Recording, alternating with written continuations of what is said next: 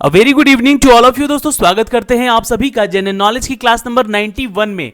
दोस्तों पूरा क्यूज देखिएगा, 40 क्वेश्चन रोज लेकर आ रहे हैं आपके लिए और यहां से जितने भी प्रश्न मिल रहे हैं आप सभी को, वो सभी के सभी प्रश्न बहुत ही ज्यादा इंपॉर्टेंट होते हैं। चैप्टर वाइज कराए जा रहे हैं आपको। एटलीस्ट यहां पे आपको ज्योग्राफी, हिस्ट्री और पॉलिटी से लगातार क्वेश्चन मैं देता आ रहा हूं। तो दोस्तों वीडियो में बने रहिएगा अंत तक, और जो भी मेरे भाई बंधु चैनल पे नए हैं वो उस चैनल को सब्सक्राइब करें बेल आइकन दबा के, ताकि हर वीडियो का नोटिफिकेशन आप तक हम सबसे पहले पहुंचा सकें। दोस्तों क्लास की टाइमिंग नोट कर लीजिएगा, सबसे इंपॉर्टेंट है क्लास की टाइमिंग। यहां पे शाम को 8:30 बजे डेली, जो भी कैंडिडेट नए हैं यहाँ पे वो एक बार नोट कर लें, शाम को 8:30 बजे की क्लास होती है। और इसका पीडीएफ शेयर कर दिया जाता है सक्सेस की 98 के ऑफिशियल टेलीग्राम चैनल पे, तो वहां भी जाके हमें ज्वाइन कर सकते हैं आप। ओके चलिए दोस्तों, इसका टेस्ट पोर्टल हम लोगों ने लॉन्च किया है सक्सेस की 98.net के नाम से। तो यहाँ पे जाएं और ऑनलाइन आप कोई भी टेस्ट परचेज कीजिए, 1 साल के लिए आपको मिलेगा यहाँ पे। और यहाँ पे टेस्ट लगातार देते रहें ताकि खुद को जज कर सकें आप कि कितना आप यहाँ पे कैपेबल हो चुके हैं आपके आने वाले एग्जामिनेशन के लिए। ओके, तो इसका एक एप्लीकेशन भी लॉन्च कर दिया गया है, आप एप्लीकेशन के थ्रू भी उसी आईडी से आप अपना टेस्ट दे सकते हैं, मोबाइल के थ्रू भी। चलिए अब शुरू करते हैं आज का ये सिनारियो। और आज का पहला प्रश्न क्या कहता है दोस्तों कि in the courtyard of the Quwwat ul Islam mosque, यानी कि मस्जिद of the Delhi stand for the famous iron pillar in the memory of, किसके मेमोरी के, किसकी याद में इस पिलर को खड़ा किया गया है। यानी कि खंबा खड़ा, लोहे का है एक खंबा खड़ा, जिसकी याद में इसको वहां पे स्टैब्लिश किया गया था। और ये है कुवैत उल इस्लाम मस्जिद के अंदर। जी हाँ दोस्तों, जल्दी से आंसर कीजिएगा इसका, अगर आपको पता है तो। हर क्वेश्चन का मैं आपको 3 सेकंड का टाइम दूंगा यहाँ पे आंसर कमेंट करने के लिए। आंसर है दोस्तों बिल्कुल सही है, आंसर बी है आप लोग का आ रहा है यहाँ पे, Chandra is the right answer. Okay, note कर लीजिएगा। क्वेश्चन नंबर 2 देखते हैं। शुद्रका, शुद्रका के बारे में मैंने बहुत सारे क्वेश्चन आपको बताए भी थे। तो शुद्रका का मृच्छकटिकम से क्या संबंध है, ये कैसा है, ये क्या है एक्चुअली, ये बताना आपको कमेंट करके। ड्रामा है, उपन्यास है, पोएम है, या फिर एक लघु कथा है, शॉर्ट स्टोरी है। चलिए तो आंसर है दोस्तों it's a is the right answer, it's a drama, नाटक है एक तरह का। ओके चलिए क्वेश्चन नंबर 3 का आंसर कीजिएगा। समुद्रगुप्त को इतिहासकार द्वारा भारतीय नेपोलियन का खिताब दिया गया है। चलिए किसके द्वारा, आंसर कीजिएगा दोस्तों नीचे कमेंट बॉक्स में। जी हाँ, तो जिनका उत्तर आ रहा है दोस्तों यहाँ पे it's a B, V A. Smith is the right answer. जिनका भी उत्तर बी आ रहा है उनका उत्तर सही है। क्वेश्चन नंबर 4 का आंसर कीजिएगा दोस्तों। गुप्त वंश के संस्थापक कौन थे। चलिए आंसर कीजिएगा। ये तो क्वेश्चन मैंने आपको पहले भी बताया है और ये क्वेश्चन आ चुका है एक्चुअली बहुत बार एग्जाम में भी। तो आंसर कीजिएगा, गुप्त वंश के जो संस्थापक थे वो थे दोस्तों ए या बी, यानी कि श्री गुप्त। ओके चलिए अगला क्वेश्चन देखते हैं। क्वेश्चन नंबर 5 आंसर कीजिएगा दोस्तों। समुद्रगुप्त का दरबारी कौन था। Who was the court poet of the Samudragupta. Answer कीजिएगा दोस्तों। अश्वघोष, नागार्जुन, आर्यभट्ट या फिर हीरेसेन। जी हाँ, जिनका भी उत्तर आ रहा है भाइयों यहाँ पे D is the right answer. Okay, उनका उत्तर सही है, Harisena is the right answer.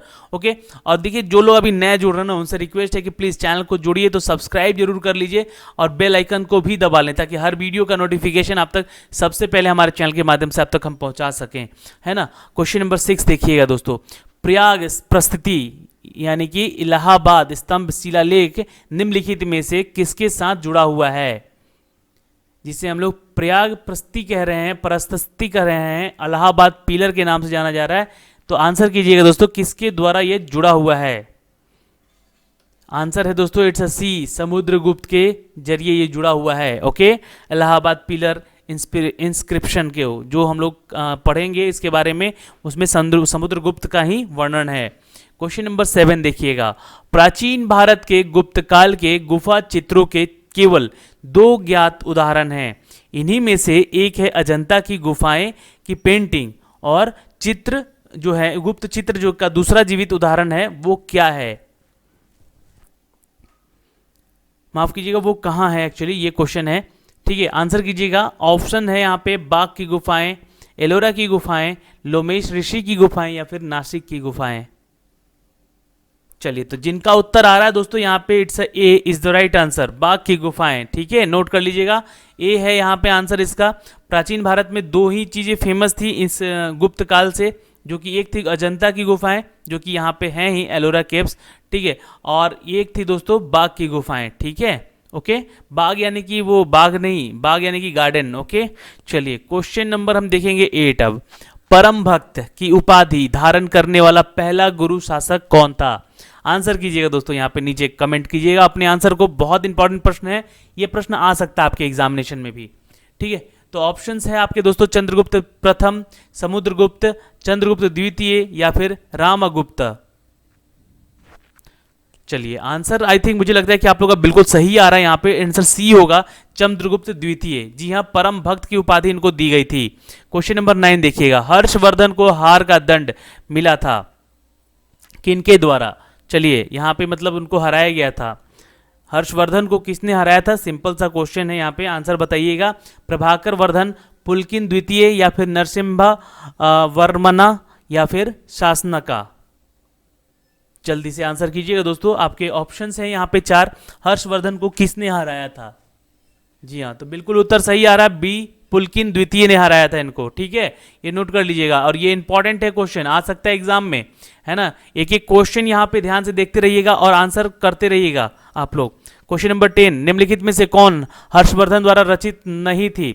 इनमें से एक है वो जो कि हर्षवर्धन द्वारा रचा नहीं गया था, उसका नाम बताना है। हर्षचरित्र, रत्नावली, प्रियदर्शिका या नगनंदा? आंसर कीजिएगा दोस्तों नीचे कमेंट बॉक्स में, अगर आपको आंसर पता है तो। जल्दी, 3 सेकंड का टाइम है, बहुत टाइम होता है एग्जाम में, आपको 1 सेकंड 2 सेकंड में करके क्वेश्चन आगे बढ़ना होता है, ठीक है। आंसर है यहाँ पे इट्स ए, हर्षचरित्र। नोट कर लीजिएगा, इंपॉर्टेंट है ये क्वेश्चन, आ सकता है आपके एग्जाम में भी, और इनको नोट कर लीजिएगा। हर्ष लेकर नाम हर्षवर्धन से इसको छोड़ मत दीजिएगा, ये उनकी रचयिता में से नहीं थी। बाकी ये रत्नावली, प्रियदर्शिका और नागनंदा जो है इनकी रचिता थी, ठीक है, रचा हुआ था इनके द्वारा। किसके? तो हर्षवर्धन के द्वारा। क्वेश्चन नंबर 11, किसके दरबार में चीनी दूतावास त्यांग सम्राट ने भेजा था? राजराजा प्रथम, राजेंद्र प्रथम या फिर हर्षवर्धन या प्रांताका? नोट कर लीजिएगा दोस्तों, आंसर है यहाँ पे इट्स अ सी, हर्षवर्धन के दूतावास के जरिए यह भेजा गया था। किसके दरबार में? तो हर्षवर्धन के दरबार में, ओके। चलिए किसके द्वारा? तो चीनी सम्राट था त्वांग सम्राट के द्वारा। क्वेश्चन नंबर देखते हैं दोस्तों, इट्स 12, निम्नलिखित में से किस शासक ने दक्षिण भारत में हर्षवर्धन के अभियान की जांच की थी? आंसर कीजिएगा जल्दी से यहाँ पे नीचे कमेंट बॉक्स में अपने। जी हाँ, बहुत इंपॉर्टेंट क्वेश्चन है, ये आ चुका है एग्जाम में, आपके सीजीएल के पेपर में पूछा गया है कि निम्नलिखित में से किस शासक ने दक्षिण भारत में हर्षवर्धन के अभियान की जांच की थी? तो आंसर है दोस्तों इट्स अ बी, पुलकेशिन द्वितीय, जिन्होंने इनको हराया भी था। क्वेश्चन नंबर 13, महाबलीपुरम के चट्टान कट, जी हाँ, महाबलीपुरम के चट्टान कट मंदिरों के निर्माण देश के संरक्षण में किया गया था। किसके द्वारा किया गया था दोस्तों? आंसर आपको कमेंट करना है यहाँ पे। चोला राजाओं के द्वारा, पांड्या राजाओं के द्वारा, पल्लव राजाओं के द्वारा या सातवाहन राजा के द्वारा? आंसर कीजिएगा नीचे कमेंट बॉक्स में। हर क्वेश्चन का आंसर के लिए आपको 3 सेकंड यहाँ दिया जा रहा है, और जो लोग नए जुड़ रहे हैं एक दूसरे को वीडियो शेयर कर दीजिएगा एटलीस्ट, है ना। और क्वेश्चन अच्छा लग रहा हो तो लाइक भी जरूर कीजिएगा। क्वेश्चन नंबर 13 का आंसर है दोस्तों इट्स अ सी, नोट कर लीजिएगा, इट्स अ पल्लव राजाएं, ठीक है, ओके। क्वेश्चन नंबर 14 देखते हैं, निम्नलिखित में से किस शिलालेख के हर्षवर्धन में खिलाफ पुलकेशिन द्वितीय की सैन्य सफलता का उल्लेख है? तो ये अभी क्वेश्चन रिपीट हो चुका है, ठीक है, ऐसा ही बस घुमा के क्वेश्चन पूछ दिया गया यहाँ पे। आंसर है दोस्तों इट्स अ बी, जी हाँ, एहोल शिलालेख के द्वारा, ठीक है। एहोल शिलालेख में ये पुलकेशिन द्वितीय का वर्णन किया गया है, जिन्होंने हर्षवर्धन को हराया था, ठीक है। चलिए क्वेश्चन नंबर 15 देखते हैं। 15 है दोस्तों कि हर्षचरित्र किसने लिखी थी? हर्षचरित्र किसने लिखी थी? जल्दी से आंसर कीजिएगा दोस्तों। जी हाँ, बिल्कुल सही उत्तर आ रहा है यहाँ पे, इट्स बी, बाण भट्ट ने लिखी थी हर्षचरित्र, ठीक है। ये क्वेश्चन मैंने पूछा अभी लास्ट में कि हर्षचरित्र क्या हर्षवर्धन की रचयिता में थी क्या? तो नहीं, ये किसकी थी? तो बाण भट्ट की, ओके, याद रख लीजिएगा। अब ये क्वेश्चन इंपॉर्टेंट बन गया आपके लिए, है ना, यहाँ से क्वेश्चन बनेगा। क्वेश्चन नंबर 16, राजा हर्षवर्धन द्वारा 2 महान धार्मिक सम्मेलन आयोजित किए गए थे, वो कौन कौन थे? कन्नौज और प्रयाग, या फिर जो कि धर्म सम्मेलन आज भी हो रहा है, प्रयाग या थानेश्वर, थानेश्वर या वल्लभी और प्रयाग?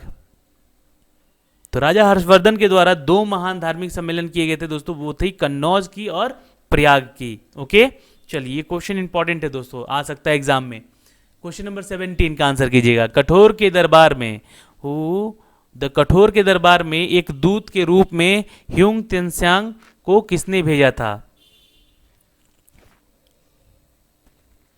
देखिए ये कठोर यहाँ पे हो गया है, ये हर्षवर्धन होगा यहाँ पे, हर्षवर्धन के दरबार में, ठीक है। यहाँ पे थोड़ा सा हिंदी मिस्टेक है यहाँ पे, ठीक है। हर्षकोट के दरबार में एक दूत के रूप में ह्यूंग त्सेंग को किसने भेजा था, जो कि एक चीनी यात्री था? तो वो भेजा था दोस्तों वहाँ के सम्राट ताई संग ने, ठीक है, ताई संग ने। नोट कर लीजिएगा, इट्स अ इंपॉर्टेंट क्वेश्चन और ये क्वेश्चन भी आ सकता है एग्जाम में। ओके, चलिए क्वेश्चन नंबर 17 के बाद 18 देखते हैं। साशंका, जी हाँ, साशंका की राजधानी कहाँ थी?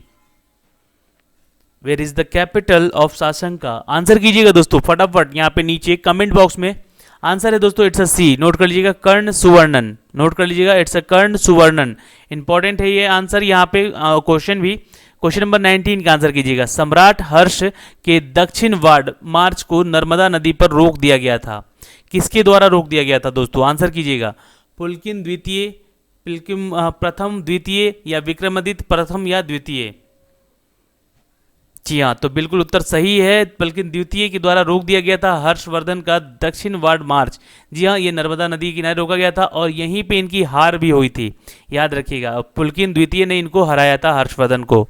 क्वेश्चन नंबर 20, निम्नलिखित में से कौन सा सबसे पुराना राजवंश है? तो ये क्वेश्चन आ चुका है एग्जाम में और ये क्वेश्चन आपके लिए बहुत इंपॉर्टेंट है, इसलिए आपको इसका आंसर देना इंपॉर्टेंट है। यहाँ पे नीचे 20 का आंसर क्या होगा दोस्तों, जल्दी से आंसर कीजिएगा। जी हाँ, बिल्कुल उत्तर सही आ रहे हैं आपके। आंसर होगा इट्स ए मौर्य। जी हाँ, सबसे पुराना राजवंश जो है वो मौर्य का है। अब देखिए हम आ चुके हैं यहाँ पे ज्योग्राफी के क्वेश्चन में, आंसर सोच समझ के दीजिएगा, थोड़ा इंपॉर्टेंट है क्वेश्चन। मोरेन्स में बनते हैं, क्या बनते हैं दोस्तों? ग्लेशियन क्षेत्र, मानसून क्षेत्र, नदी डेल्टा, या फिर शुष्क क्षेत्र? तो मोरेन्स में बनते हैं दोस्तों, आंसर कीजिएगा इट्स ए ग्लेशियन क्षेत्र बनते हैं, ग्लेशियन क्षेत्र बनते हैं। ओके, अगला क्वेश्चन है 22। बलुआ पत्थर के बारे में आप लोग जानते होंगे, मेटामॉर्फिस्ड जो सैंडस्टोन होते हैं वो कायांतरण किया जाता है किसमें? क्वार्ट्ज में, या फिर संगमरमर में, मार्बल यानी कि शेल में, या फिर स्लेट में? चलिए, तो आंसर है दोस्तों यहाँ पे इट्स ए, नोट कर लीजिएगा, क्वार्ट्ज जाइट में। ओके, अगला क्वेश्चन 23। निम्नलिखित प्रक्रियाओं में से कौन सा एक रासायनिक अपक्षय का हिस्सा नहीं है? नहीं है, क्वेश्चन ध्यान से सुनिएगा, ये एक अपक्षय यानी कि यहाँ पे केमिकल वेदरिंग नहीं होता है इसके अंदर। आंसर कीजिएगा दोस्तों, हाइड्रोजन, माफ कीजिएगा, हाइड्रेशन, या फिर एक्सप्लोरेशन, या ऑक्सीडेशन, या फिर सॉल्यूशन? तो आंसर होगा दोस्तों इट्स अ बी, एक्सप्लोरेशन, ठीक है, एक्सप्लोरेशन यानी कि छूटना। Question number 24।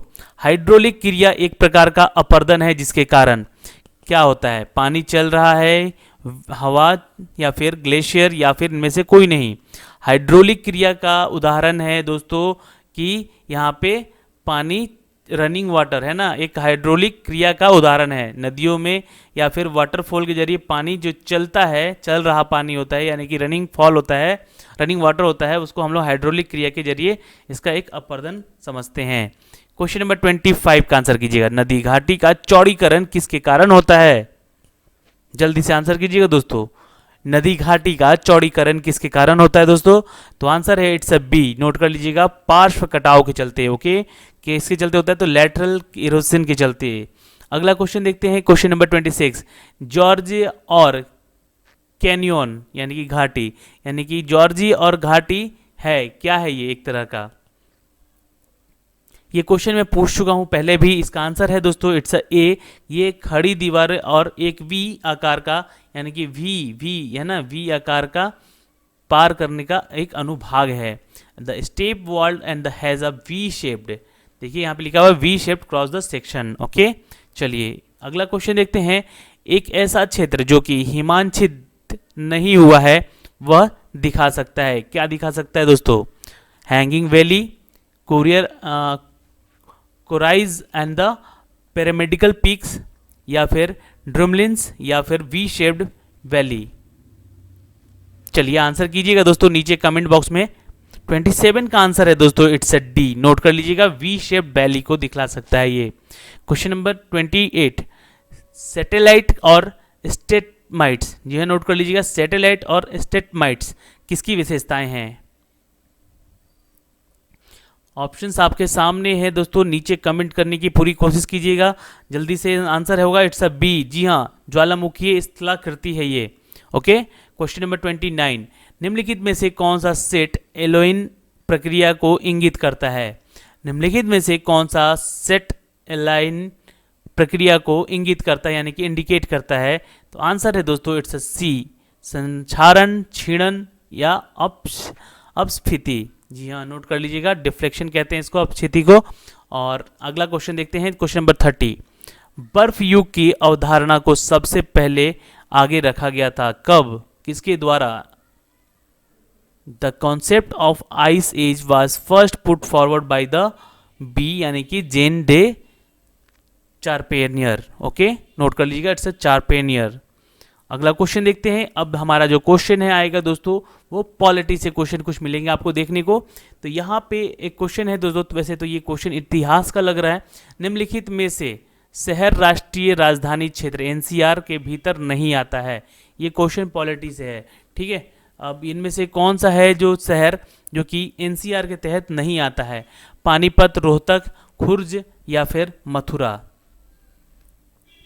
तो आंसर है डी यहाँ पे मथुरा, जो कि ये उत्तर प्रदेश में आता है शहर, ठीक है। बाकी पानीपत, रोहतक और खुर्ज जो है ये एनसीआर में आते हैं, हरियाणा रीजन में। ओके, नोट कर लीजिएगा। क्वेश्चन नंबर 32, निम्नलिखित में से कौन सा राज्य 7 बहनों का सदस्य है? आंसर कीजिएगा दोस्तों। वेस्ट बंगाल, त्रिपुरा, उड़ीसा या बिहार? तो यहाँ पे आंसर है दोस्तों इट्स अ बी, त्रिपुरा। 7 बहनों में जो हमारे ईस्ट के जो जितने भी हमारे जो पूर्वी क्षेत्र के राज्य हैं उनमें 7 ऐसे राज्य हैं जो कि 7 बहनों के नाम से जाने जाते हैं, जिनमें से एक है इसमें Tripura. Okay, question number 33, Sikkim के तहत भारत का एक अभिन्न हिस्सा बनाया गया था, कौन से अमेंडमेंट के तहत?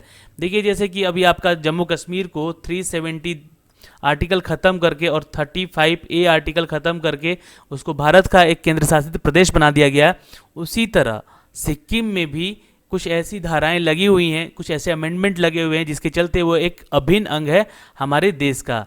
तो सिक्किम जो है दोस्तों ये अमेंडमेंट है, इट्स 36 अमेंडमेंट के तहत वहाँ के अभिन्न हिस्सा ये अभी भी बना हुआ है। तो आशा करते हैं कि जल्द ही ये सरकार जल्द ही इसको भी ख़त्म करेगी और इसे भी अपने देश में मिला लेगी। क्वेश्चन नंबर 34, निम्नलिखित राज्यों में से कौन सा अंतिम गठन किया गया था? अभी इनमें से सबसे लास्ट वाला जो राज्य बताइए जो कि लास्ट में इसको एक राज्य के रूप में गठित किया गया था। दोस्तों अगर आपको राज्य के गठन से रिलेटेड क्वेश्चन चाहिए तो वहाँ पे आपको मैं बता देता हूँ कि एजुकेशन वाईटी, जी हाँ वाईटी एजुकेशन के चैनल पे जाएं वहाँ पे, और उसको राज्य और उसके गठन जो वर्ष हैं वो बताए गए हैं, वहाँ पे जाके ज़रूर उसको देख लीजिएगा, ठीक है। और वहाँ पे उसका PDF भी दे दिया गया है, ठीक है। तो यहाँ पे दोस्तों आंसर है इट्स अ सी, नोट कर लीजिएगा। कर्नाटक को जो है ये अंतिम गठन किया गया था। कर्नाटक का कब हुआ था दोस्तों? तो याद रखिएगा 1 नवंबर 1956 में, ठीक है, याद रखिएगा। क्वेश्चन इंपॉर्टेंट है। अगला क्वेश्चन देखते हैं 35, निम्नलिखित में से कौन सा पहला राज्य है जिसका गठन भाषाई आधार पर किया गया यानी कि लैंग्वेज के आधार पर किया गया है? तो आंसर है दोस्तों it's a, Andhra Pradesh. Note कर लीजिएगा। अगला क्वेश्चन देखते हैं 36, एक नए राज्य में बाहर निकलने की शक्ति निहित है, किसमें? तो आंसर है दोस्तों पार्लियामेंट से। जी हाँ, the power to carve out of a new state is the visited. जी हाँ, एक नए राज्य का बनाने का जो पावर है वो सिर्फ और सिर्फ पार्लियामेंट को जाता है। क्वेश्चन नंबर 37 का आंसर कीजिएगा कि आंध्र प्रदेश को एक भाषाई राज्य के रूप में बनाया गया था सन 1953 में। नोट कर लीजिएगा, आंसर है इंपॉर्टेंट है यहाँ पे 1953 में इसको एक अलग राज्य बनाया गया था। ओके, क्वेश्चन नंबर 38, निम्नलिखित में से कौन सा संविधान संशोधन दिल्ली की राजधानी क्षेत्र एनसीआर को बनाया गया है? तो ये कौन से अमेंडमेंट के थ्रू यानी कि किस अमेंडमेंट के थ्रू दिल्ली राष्ट्रीय राजधानी को एनसीआर बनाया गया है? तो आंसर है दोस्तों इट्स अ बी। नोट कर लीजिएगा, 69 अमेंडमेंट। ओके, चलिए अगला क्वेश्चन देखते हैं। यहाँ है 39, उत्तराखंड राज्य अस्तित्व में कब आया? तो आंसर है दोस्तों इट्स बी 9 नवंबर 2000। ठीक है, याद रखिएगा। और नवंबर 1 नवंबर 2000 को छत्तीसगढ़ भी बना था राज्य। ठीक है, और 9 नवंबर को बना था हमारा उत्तराखंड। ठीक है, और 15 नवंबर को बना था हमारा जो है स्टेट झारखंड। ठीक है, ये 3 स्टेट जो हैं एक ही महीने में 2000 में ही अलग हुए थे। ये बिहार से अलग हुआ, ये यूपी से, और ये मध्य प्रदेश से। ओके, याद रखिएगा। क्वेश्चन नंबर 40, निम्नलिखित में से कौन एक यूनियन क्षेत्र नहीं है? तो आंसर है दोस्तों इट्स ए, नोट कर लीजिएगा, गोवा। गोवा जो है एक यूनियन जो एरियाज है, टेरिटरी, यूनियन टेरिटरी नहीं है। ठीक है, और हमारा जो लक्षद्वीप है एक यूटी है, दादर नगर हवेली यूटी है, चंडीगढ़ एक यूटी है। और आपको पता है कि अब जो यूटी यानी कि यूनियन टेरिटरी जो है हमारे देश में जितने राज्य थे वो 7 थे, अब इसकी संख्या बढ़कर 9 हो चुकी है। एक है जम्मू कश्मीर और एक है लद्दाख। ओके, याद रहेगा। ठीक है, जम्मू कश्मीर और ये लद्दाख। लद्दाख की राजधानी कहाँ है दोस्तों? तो ये करगिल है, याद रखिएगा। और जम्मू कश्मीर की राजधानी तो आपको पता है श्रीनगर। ओके, चलिए एटलीस्ट इतने सारे क्वेश्चन देख लीजिएगा आप लोग यहाँ से। और आज हमारे साथ यहाँ पे आप बने रहें, इसका बहुत बहुत धन्यवाद तहे दिल से। और आप अपना और अपने परिवार का ख्याल रखें और टेस्ट देते रहें ताकि खुद को जज कर सके कि कितना क्वेश्चन कर रहे हैं आप और कितने सारे क्वेश्चन के आंसर करके याद हो रहे हैं आपको। टेस्ट दीजिएगा, खुद समझ में आएगा कि कितने आपकी तैयारी हो चुकी है आपके आने वाले एग्जामिनेशन के लिए। Okay, bye bye, take care, ध्यान रखिएगा अपना और अपने परिवार का।